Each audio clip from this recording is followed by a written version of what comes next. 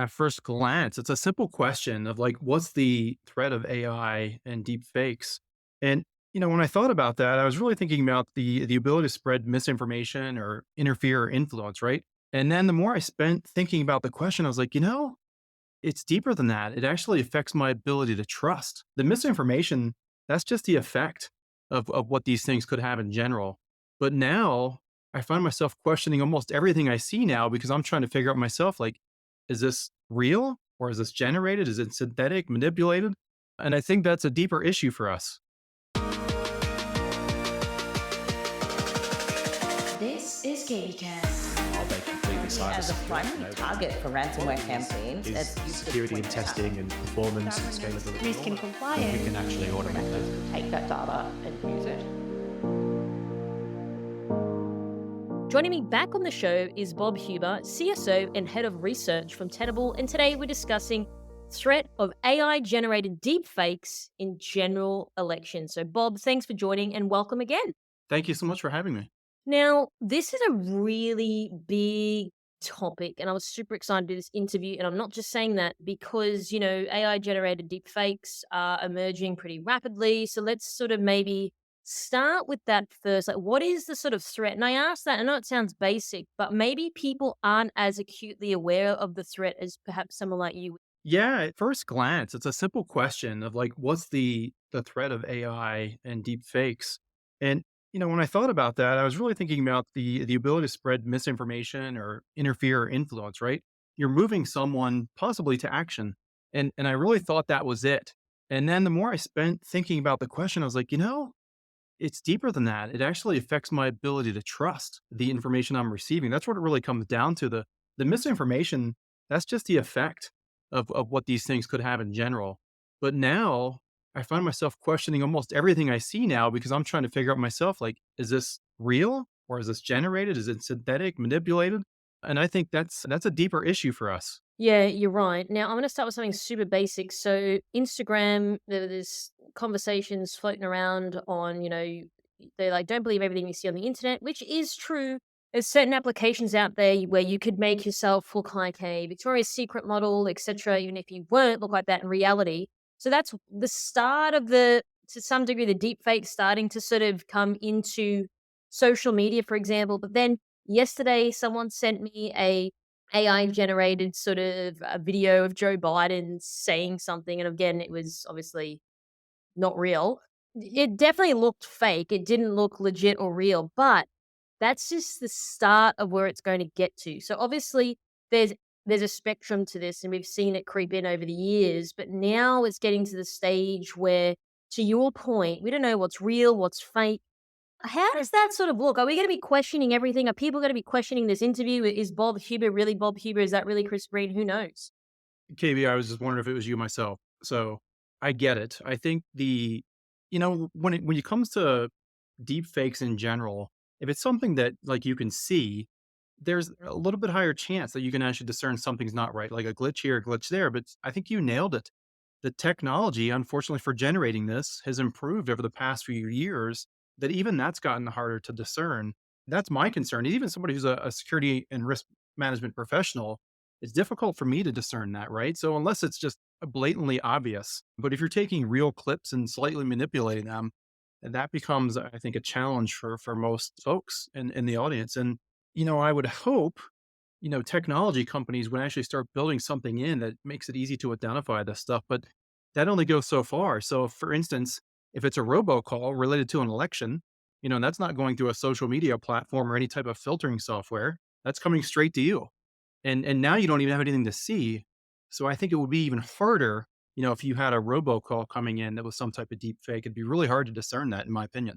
I want to get into elections in just a moment, but before we do that, now I had actually your senior researcher from Tenable, Satnam Narang, on the show. I think we were talking about scammers back in the day and all of these like romance scammers that exist. One of the things we were saying around like identifying the glitch. So, for example, I think the exact example Satnam gave was, if you're trying to scam someone out of their whole life savings, there's some romance scam, and they're saying like, "I'm having dinner tonight," but in the background it was cute. It was, obviously daylight.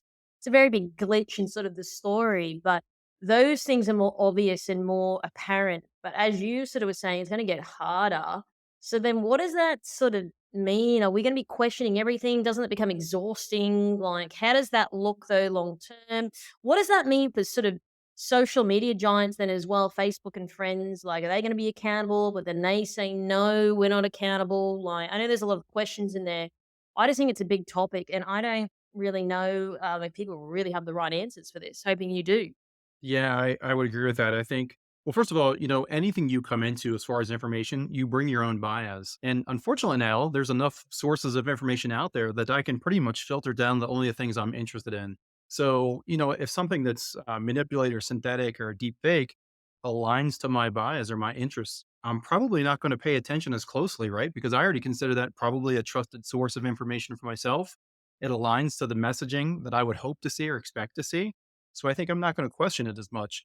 Now, when it comes to the larger tech companies, and there's certainly some coalitions out there for, trying to determine provenance and authenticity with Microsoft and Adobe and Google and others. But I will tell you, as somebody who feels pretty well informed about this, I don't know what that means to me. Like, what am I looking for that's going to tip me off to tell me that, hey, this might not be real, right? And I consider myself to be pretty tech savvy, but how would I explain that to my mom and dad and my grandparents? Like, I have no idea how I would go about doing that, and they're all on a computer just like me. But me trying to explain of like, look for the watermark in the background or some other type of content protection or notice that thing might not be real. I don't know how I would even try to explain that to somebody.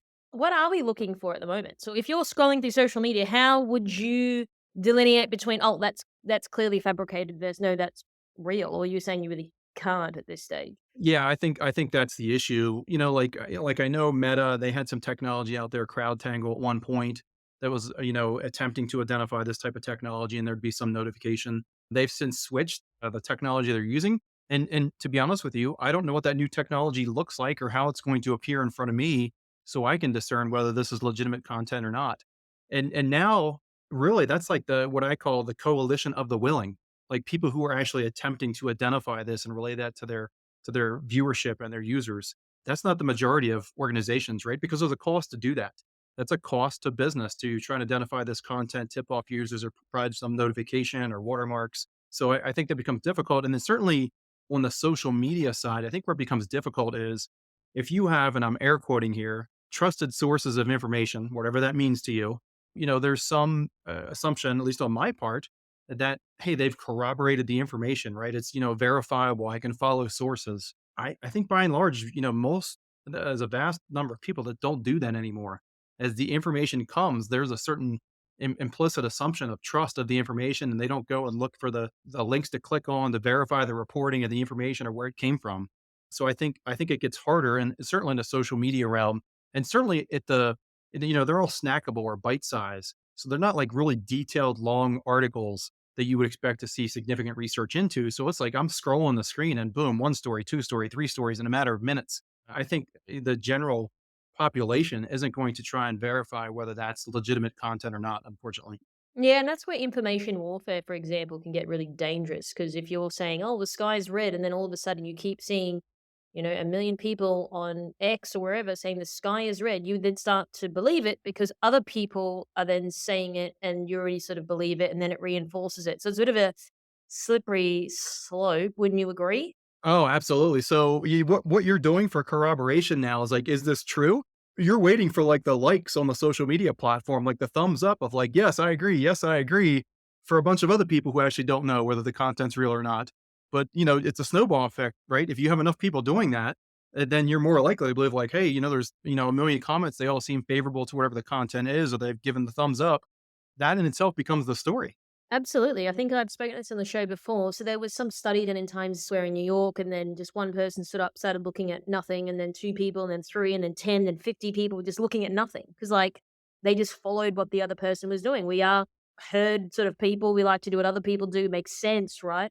So the part that gets me the most is you are the CSO and head of research for Tenable, which is a large, security company. And even you're saying that it's even hard for someone like you of your caliber to detect. So imagine the average person. Absolutely. And I think that's what's critical is when we talk about this technology in general, and whether it's incorporated into the technology platforms, the social media platforms, we're talking about training the entire population of the world that has access to this type of content, right? And that's an intractable problem in my mind. It's like having a license to be on the internet, which is never going to happen, and I don't promote that. But like having the ability to understand like what's real and what's not, what would the alerts look like if they actually came in? That would be difficult to do. So if you extrapolate that to things that are actually critically important, so if you're looking at like responses to like natural disasters and reaching out to the population in certain areas to incite some type of action of like, evacuations or take shelter or things like that, that has a massive impact. And some of those impacts can lead to harm, unfortunately. So it's one thing to have some, what I'll call some influence. And I know it gets defined differently, some type of interference. But when those things incite some type of action, and certainly that stuff which could be harmful, I think that's where it's dangerous. Yeah, most definitely. I totally agree with you on that front. And then going to what's important to people is, of course, elections, especially in your part of the world. Now, as we know, there is an upcoming election. So, what does this sort of mean for everything we've just sort of spoken about? Deep fakes, people, not understanding whether it's real or fake. Like, what does that then mean for this upcoming election? Yeah, I think this is great for the adversary or whoever's using the technology to create the deep fakes or misinformation, because now there's a plethora of information.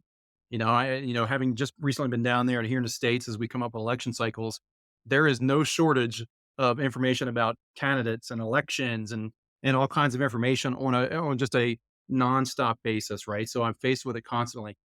That material, that's fodder for adversaries or people who do want to influence or interfere, right? So now they have information that can be manipulated. And, given everything, I've seen in Australia and here in the States, like I've seen nothing in all the interviews and sound bites and everything else that would indicate to me like this is legitimate. So by the same token, the adversary is not going to say it's not legitimate. So the question is, if you have all this information being streamed at you nonstop and it just ramps up as we get closer to the elections, how do you discern? And I think that's a slippery slope. Like I said, most people get information from a source they consider their trusted source, or at least representative of their interests. So you're already coming with a bias, right? So I think for anybody who creates this information, you can take something that was in the news today, tomorrow spin out a story to whatever audience you're targeting, using the information that supposedly is legitimate information, slightly manipulate the next day and achieve a different result. And and the one thing I think is fantastic in this space overall is people actually discrediting stuff that's actually real now, right? Like that just blows my mind that it's almost like an out of something can be out there. It's actually true. It might not put whoever that person, organization, or interest in a good light, and now they can discredit it as saying it's synthetic or it's a deep fake of some type. And then do people believe that? Does say it's fabricated, or obviously they do? Yeah, it's a concept called liar's dividend, and there's enough of it out there already that I think it holds some value there. It at least certainly brings question into the content, whether it's legitimate content or not. So if it puts you in a poor light, I think it certainly gives you an option to discredit the information. So, from your experience, what would sort of indicate something's real? Yeah, there's lots of different things you consider, and you kind of touched on it a little bit, but based on background noise, certainly if it's video, does the background noise match what you're actually seeing in the video? Does it seem to flow smoothly? Can you take any cues in the information being presented that would relate to time of day or even date? So if there's something in the information that will allow you to discern, like, hey, is this a day old, 2 days old, 10 days old, what have you, nighttime, daytime, and even looking into the crowd, if there's crowds of people behind, does that appear to match what you're actually what you're hearing in the video or the audio? So, when you're watching this stuff, I don't think short of you, and I'll use some old school terms here, pausing it and rewinding it. So I break up my VHS days, pausing and rewinding it. I don't know anybody who does that. Every now and then I read some stories of people who, that's how they identify these things. But I think writ large, most people aren't doing that. You're taking the information as it comes at the time it comes, and you're not pausing, looking at the screen, questioning, looking for dates, looking for time of day or anything like that. So I think it gets very difficult to try to discern that. Now, if you come in questioning immediately yourself, you may do that, right? But, for me, I will tell you in general, there's definitely some news sources I go to regularly. My news sources, whether people consider them trust or not, doesn't matter. It's my news sources. I have a level of trust and comfort with the information presented there. Now, if the information I receive from that source starts varying to some extent, then I would probably question it because it just doesn't match what I would perceive as what to expect from that organization. But those are all really fine lines. I think that's just really difficult. And I know certainly in the States we see this. Even the people who question some of the information that does come, then they get questioned. So that's why I say if you go back to the original question you asked me is like, what's the threat of this type of technology and capabilities? It's trust. That's exactly what it is. It's trust because now I have to think really hard on what I'm trusting, who I'm trusting, why I'm trusting the information, and ask a lot of questions. And I think, that's a luxury for most folks. Seems exhausting. Like no one does anything all day now because we're trying to trust and then questioning and saying it's fake when it's real. But just go back a step. You said about rewinding it. What do you ascertain from doing that again? Sorry, Bob. Yeah, so, if you're like you're getting information in some form, the ability to go back and listen and look, replay the message, look at the screen, pause it, make sure things make sense, looking for any tips inside it. Certainly if it's a video that would relay additional information of, like I said, time of day, time of year, nighttime, daytime, crowd. Does a crowd match, where somebody's pretending to be as far as, region of that they claim they're in. So like I said, I will do that on occasion, but admittedly, even for myself, I will usually only do that if somebody else has tipped me off, right? So if somebody else questions is like, "Hey, did you see that?" And then I might go back and look at it. But I'm just like everybody else, I'm taking my information as it comes, and I'm not questioning a ton of my information. And I guess now what I'm getting to is now I think I have to. So I'm a paranoid guy anyway. I'm in security, so that's kind of part and parcel with the job. It's probably going to lead me to question more information coming my way. I mean, that's a lot of effort to go backwards and forwards and question things. Like that's like almost digital forensics level for one video. Yeah, that's exactly it, and that's why I wonder. Obviously, the masses not only don't have the expertise to actually do technical analysis of it. By and large, people aren't going to have the time to go back and try to figure this type of stuff out. And that's where I think those larger organizations and some of those coalitions, like I said, the coalitions of the willing, that's where I hope they create technologies in their platforms that do make it easier to identify, right? That we all need that tip off of, hey, this is questionable content or whatever it might be that they come out as far as messaging regarding synthetic content. In terms of tip off, would you say the way in which people are phrasing things as well, like the words, perhaps? What about even the voice? Because I've used an AI generated voice, and it didn't really sound like me, unless I'm tone deaf. But just it didn't sound like me. But again, like this is just now. What about in 5 years? Yeah, so I've heard some, in all honesty, and this is a person I know who did it. They used their own voice and then they manipulated it, and it was pretty close. The longer the message got, the more you were able to think, "Hey, this doesn't quite sound right." Like things like pauses in their conversation, right, or transitions in conversation, just didn't sound quite smooth enough. But I think the technology, like you said, it's advancing rapidly enough that that's going to become harder and harder to detect that type of activity. So with all these sort of deep fakes hard launching really into the market, especially around now, and I know, Americans take their elections quite seriously, a lot more probably serious than any other parts in the world, from my understanding. So I just need to ask the big question with all these deep fakes sort of, waffling around in the space, will this have a major influence from a campaign perspective? To sabotage, to influence? What are your thoughts on that? Yeah, I mean, if you're familiar with the U.S. politics, I mean, we already have our parties pretty well defined, and we have extremes on both ends of the political spectrum. So I don't think it's actually so much going to change actually the results of elections in so much as it might solidify people's positions even more so, right? So if you have a certain belief, founded or unfounded, you're more likely to find information that's going to support your belief. And I just think that makes hard to dislodge folks from whatever their current belief is. So I guess what I'm saying is, those extremes on both ends are probably more empowered and more emboldened. But really, do I think it changes overall from an election perspective? Not really. There may be some people that would be considered more moderate, where it may have some influence, and that'll be interesting to see, right? Is whether the moderate actually does make a difference in the U.S. elections that are coming up, and that's usually what candidates in the states play to, is whether we call them purple states or swing states or targeting moderates, and you think you can move them just a little bit one way or the other. It'll be interesting to see if that actually works. Yes, that's a great point. Now, I'm aware of the extremity of both sides of the coin. But what about, as to your point, the people in the middle? So do you think it would help influence though? For example, if someone were to sabotage and say, oh, well, the other party sucks or whatever and has all these deep fakes floating around, would that influence maybe the people in the middle or people a bit on the fence? Yeah, I don't think we're going to know until after the elections come up.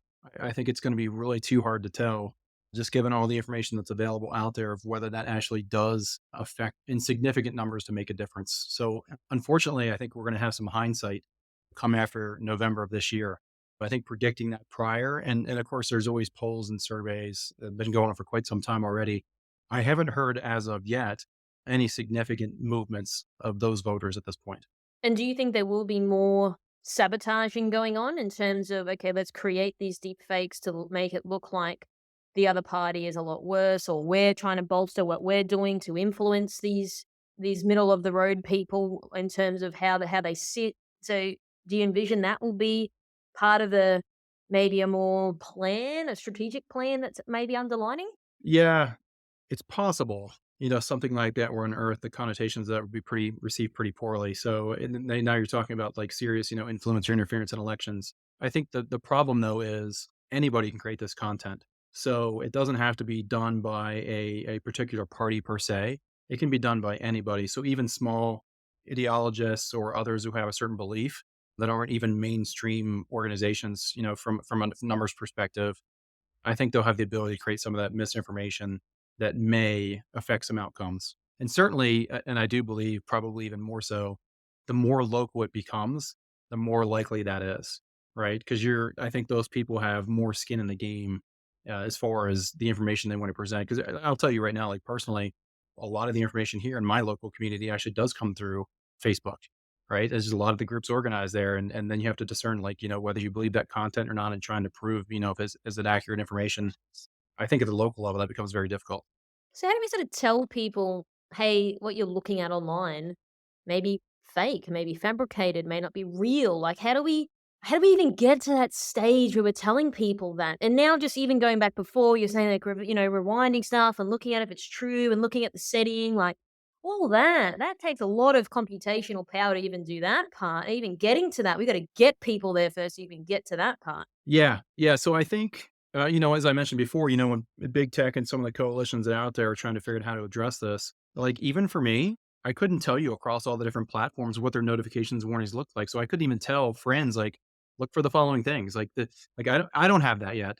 So I always come back to a pretty popular saying here is, if it's too good to be true, it probably is. Right. So if it aligns way too much to your beliefs or seems like that, just there's no way, that's great, I love that, it's probably not true, right? So it's just that common sense approach, because I think like you said, if you had something that's fairly poorly done from a deep fake capability of like glitchy or weird pauses, or the atmosphere doesn't match or the weather doesn't match or something like that, I think most people aren't going to pay attention to that, right? So I think it really just comes down to common sense. But like I said, everybody who receives information comes with their own bias. And if my bias is towards a certain belief, I'm more likely to believe that, whether it's true or not. And that's a problem we have now. Forget deep fakes in general. That's just a general problem we have. And that's what leads to such polarization. Cognitive bias for sure. Now, you are right. The only thing is that people want to believe what they want to believe and they'll maybe overlook things. So, what I mean by that is a popular radio show here in Sydney or Australia now, they had this lady, she had fallen in love with some dude on the other side of the planet. It was clearly a deep fake video because she's like, no, he sent me a video. It was obviously fake. And I'm thinking she may have overlooked maybe certain glitches or characteristics of the video. Anyone would believe that it wasn't a great deep fake, but she had the belief that no, the guy loves me and all that. So do you think, even to your earlier point, even if people believe something and maybe it does look a bit suspect, people are going to overlook those things perhaps because they want to believe what they want to believe? Absolutely. You referenced Satnam's conversation with Satnam previously regarding all the scams he's covered. And that's the primary motivator for most of those. Like, I want to believe this is true. So I'm going to send money or whatever I do as a part of the scam. And I think that will always continue, deep fakes aside. So what do you envision sort of happening now post this election? What do you sort of think's going to happen in terms of outcomes or hypothesis that you hope don't come true, but in fact do? Yeah, we're in reactive mode. That's never where we want to be, right? So when it comes to, influence or interference or deepfakes or what have you, we're in reactive mode. I've used this before. The genie's out of the bottle for this election cycle, for all those having election cycles this year. The hope is that, between some of the coalitions at the G7, the big tech coalitions start implementing regulations in different regions of the world or different countries that would hopefully either introduce penalties or minimize the ability for these to exist without some type of notification. You hope tech builds that into their platforms. But in my guess too, unfortunately, I don't think that's like in 2025. It even might be a couple years out. So I'm hopeful for the next election cycle that we would see some of those things actually be implemented from a control. I'm a security guy, so I'd say from a controls perspective of like policy, process, regulation, technology. Right, those are my controls. So I would hope to see some of those introduced. I have a feeling it might take a little longer than we anticipate. In the aftermath of all these elections, there is no doubt going to be a lot of studies and analytics regarding whether this type of technology and misinformation have changed results around the globe. And I think, the outcome of that is critical to understand, like, how do we tackle the problem? Because I'm sure they're going to, go to great lengths to try to figure, like, where was the content being provided? How could you tell? Because right now, like, I would love to say, hey, here's the checklist of all the things you need to look for. That would be great and easy. It still requires people to do something, which I don't think is going to happen. So that's why I say, like, somebody needs to figure those things out. And then as much as possible, build it in, so hopefully we have some good intentions out there building this in lots of different areas. And then hopefully there's a stick on the other side where there's some type of penalty for, those who are knowingly producing misinformation. Well, who's the somebody? Who should be figuring this out in your opinion?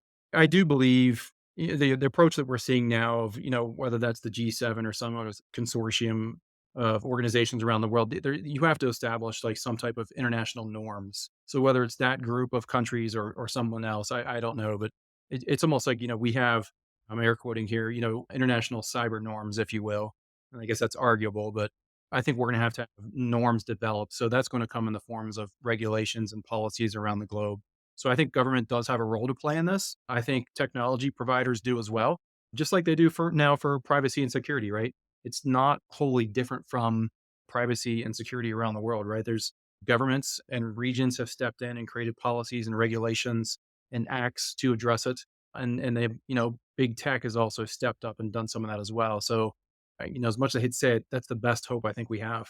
So just going back to social media platforms for a moment. Now, I remember Zuckerberg coming out and saying, well, we can't control every piece of content on the platform because I think someone said, there's a lot of violence and things like that that people were seeing that their kids were being exposed to or something. And obviously they've got these content curators, but look how many people are on the platform, like billions, and there's so many pieces of content a day. It's very hard for AI, things slip through, or it's hard for people to manually review it. They can't get to everything, right? So how do you sort of police the deep fakes? Because how do you know whether it's real or not? Like, how do you get to that level of understanding where it should sit?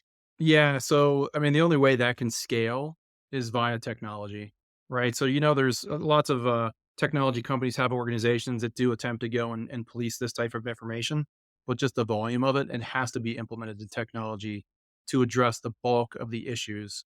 And I think that's the only way we're going to be successful. But, that's a tit for tat capability, right? It's just like security. We find a new threat, we build defenses up for it, and they figured a way to go around it. And I have a feeling we'll be in that cat and mouse game for the foreseeable future at this point.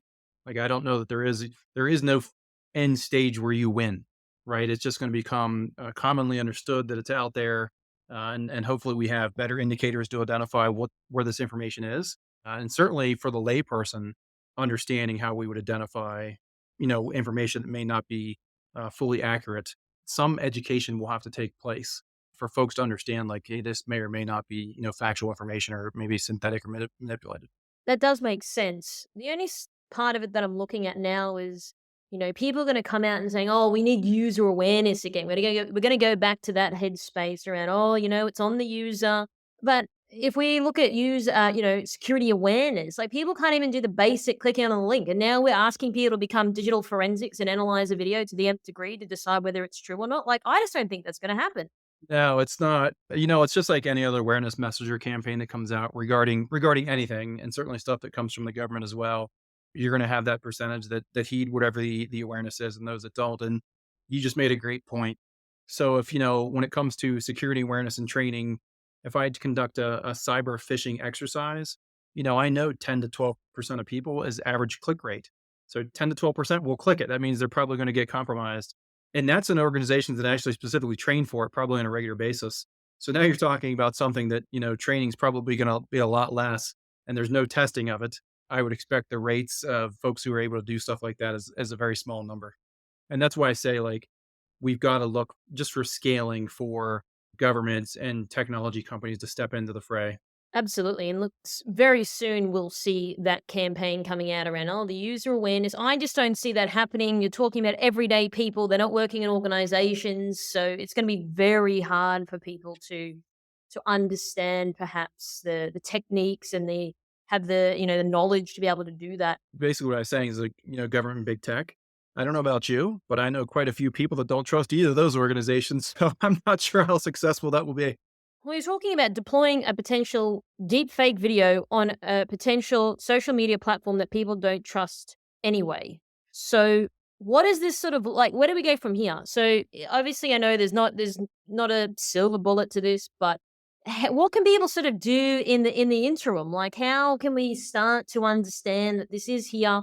We've already been informed about other people that have had these deepfake scams. They've been scammed out of a lot of money because of it. So obviously, this is not the end. This is the start. It's going to get worse. What would you sort of recommend with your experience and really looking at this from a research perspective? Yeah. Well, first of all, I think, just having it in the media is a good thing. So it's no different than all the scam stories that come out, and they make mainstream media all the time of somebody who was scammed out of their life savings and what have you. I think just being in the media works because I know folks who aren't cyber experts, like, they hear that, right? Because they'll ask me questions like, "Oh, you're a cyber expert. Did you hear about this? What do you think about that?" So there is some value in that being in mainstream media, right? I think that's extremely useful. But then what about the regulation side? Like, how do we get to a stage where you come back in 2 years, election's done, and it's like, okay, we got regulation. How do you enforce that though? Because the part that is interesting is with the internet, it's not like, okay, I'm in Australia, you are in the United States of America, and if I do a crime, like, there's a treaty in place, then I get extradited back to Australia and I get prosecuted here. It doesn't really, there's no real sort of rules on the internet. So how do we police this whole thing that's going on? And I know there's no real serious answer to this, but what do we do? Like, regulation on the internet is very hard to enforce. Absolutely. So I think the approach is going to be very specific. So, certainly in Australia, you have the Electoral Commission working regulations, very specific to elections, right? So, like, I think that can make sense and that's very targeted. But to your point, the internet is quite large and there's every topic in the world out there. Yeah, I just don't think you can police them all. So, as I said, hopefully establishing, international norms for synthetic information or deep fakes or what have you. I think that's extremely useful. And sometime down the road, it may be possible that there, as part of those international norms, there are some agreements between regions of the world or countries that allow action to be taken. So, a lot of things develop that way when it's new to people. We don't have all the regulations and laws in place to start with, and they get developed over time. And I see this falling in line with that, which is also to say, I don't think there's any answers anytime soon. What about Zuckerberg and friends? Do you think they feel a level of responsibility? Because, if I be honest, majority of the stuff is going to be deployed on social media like X and Facebook and Instagram. Yeah, that's a great question. And, he's in front of US Congress frequently. And, this is my opinion and only my opinion. I don't think that's incited a whole lot of change for how they operate. Not to say they're doing a good or a bad job, but he certainly gets called to the carpet enough regarding misinformation, influence, and all kinds of other topics. And, they have efforts to try and address some of these things, but at the end of the day, it's a business. And, unless it somehow is an incentive for the business to do so, and there's no stick, to use a metaphor, on the other side, they will only do as much as they have to. Then, and like I said, that's my personal opinion. Yes, I have seen that over time. In terms of the stick side of it, what do you think is reasonable? Because even here in Australia, there's like, there are fines and penalties, but as I've said before, like, people just pull that out of the back of their Maserati, a fine schmine, and it doesn't bother them, right? Like, who cares? It's, they've got more money than sense, some of these people. So I guess that for us, it's like, well, I don't think, do you think the penalty in terms of monetary is even going to do anything? Yeah, that's a great question because there, even from a privacy perspective, there's been some pretty significant penalties out there. I'm not sure that it's actually had the impact that they had hoped for as far as, monetarily being enough to make a real difference. It certainly got attention and it certainly made the media. Whether the sticks are enough to really move the needle or not, I don't know. One thing I found in preparing for this, I went out and read some policies regarding synthetic media and manipulated media and deep fakes and X, formerly known as Twitter. Some of their clauses they have in here really is more specific to misinformation or disinformation that leads to actual harm. And then they list out cases of what harm could be considered. And most of those at that point, now you're talking about criminal activity, right? And for criminal activity, there's already, social norms in place and laws in place. So there's a line there of like what can happen that doesn't cross the line, that's, influence or interference versus what crosses the line and leads to harm or safety issues. So so there are some things in place that capture that. But the problem is, I think a lot of these things are playing out in court too, right? So if you have misinformation and lead to some type of loss of life, safety, or harm issue, many of those are still playing out. So can you give an example of what that looks like in terms of their terms and conditions? Like, what does that look like? Yeah, so I mean, essentially, they claim to be monitoring the activity on the platform, and they're specifically calling out like incitement of abusive behavior to a person or a group, risk of mass violence or civil unrest. Like those are the things they call out that they're looking for, which led me to question like how well can they identify that? And I don't know the answer to that question, but I think these are great clauses they call out of like here's the type of things we look for and we consider to be harmful, but how do you actually identify, like, who's doing that? Is that a machine doing it? Is it technology doing it? Is it people doing that? Is it people reporting it? Like, I don't know the answer to those questions, but I'd be curious to know because as we discussed earlier, whatever that system is to do that, it has to be able to scale, right? It's just the sheer volume of information. It has to be able to scale. So do you think they are genuinely doing that? Or do you think they're saying they're doing it or their intention is there, but they're not really doing it? Again, my opinion, they say they're doing it. I think they do have some intention of doing it. I think it's proved much more difficult than what you would read on a policy. I rarely run across stuff in any form that I'm a part of that says, synthetic content, manipulated content, or anything like that. And by the flip side, I've almost never seen anything that had some type of watermark or anything else that I could say was authentic. But I feel like it's always defensible though for these guys. They say, "Oh, well, we can't control. We got billions of people on there. It's hard." And I get it's hard. I'm not saying it's easy. I get that. But then I always feel like, well, it's always there's never a lot of accountability, perhaps, and these terms and conditions are written in a way which is a bit convoluted. There's a bit of gray area. Yeah, that's it. And I don't think most people would even be aware of the terms and conditions that actually exist out there. I went and searched for them very specifically, and I, understood that they had something similar to this, but the average person would not understand that, probably wouldn't understand how to report it or what to do if they receive something, that might violate one of these terms or conditions. My guess is if they did, it would probably come through a law enforcement avenue, right? So somehow it would lead down that path versus going back to a social media platform of some type and trying to report it that way. So in light of all of this, what do you think sort of happens now? Obviously, we're coming up to the election. There's going to be a lot of things happening. What do you sort of envision over the next sort of 6 to 12 months? You know what? I think we're going to see a lot more of it. Certainly in forums where I think their ability to curate information is less. Have whatever you want to consider that. But if they don't have capabilities to go out and curate information, determine whether it's factual or not, I think we're going to see a lot more of it. I think it's going to ramp up leading into the elections around the globe, no matter where you're at. And I think it's going to make it very hard for voters to be truly informed voters. So, like I said, the genie's out of the bottle in this go round of elections. And then the hope is, hindsight sometime in the future in 2025, people can look back and start to identify trends related to identifying misinformation, synthetic information, deep fakes, interference, influence. And then we can formulate a plan of how to address that stuff. Because I think even now with some of the governments considering, how they regulate this, I'm not sure that all the tools and capabilities exist for them to say specifically, we expect organizations to do the following things. Like I don't know that there's norms yet that they could identify very easily, other than to say you shouldn't do this.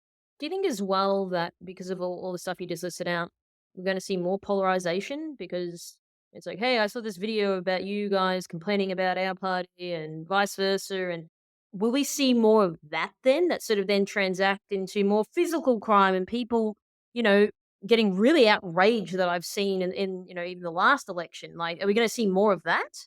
I hate to say, yeah, but I think so, right? Because you're trying to instill beliefs, and there's this concept of if your views far one way or the other, you may not bring everybody with you, but you'll bring them closer to you, right? Your views are so outlandish that they may not believe everything you have in there, but it may move them your direction just enough to make a difference. And I do think that's likely that it's more polarized, and it's easier to create those environments. So, Bob, is there anything specific you'd like to leave our audience with today? Any closing comments or final thoughts? Yeah, I think, for the general population, you just have to, keep your eye on this topic, right? It's an emerging topic for all of us, even folks who follow security or insecurity, like myself. It's an emerging topic. The technologies to detect and identify this type of information are not fully mature yet. So we have to go into everything with a little bit of caution. And it's not like anything else, right? It goes back to what I said earlier. If it's too good to be true, it probably is. So keep that in mind, and just be aware when you're receiving information of where it's coming from, and those small things like looking for glitches and all those other things. I don't expect most people to do that. And honestly, I rarely do it unless I think, whatever I'm watching just seems hard to believe. But it's just a space that I hope gets a lot of coverage in media just for that general awareness. This is KBcast, the voice of cyber. Thanks for tuning in. For more industry-leading news and thought-provoking articles, visit kbi.media to get access today. This episode is brought to you by MERCSEC, your smarter route to security talent. MERCSEC's executive search has helped enterprise organizations find the right people from around the world since 2012. Their on-demand talent acquisition team helps startups and mid-sized businesses scale faster and more efficiently. Find out more at mercsec.com today.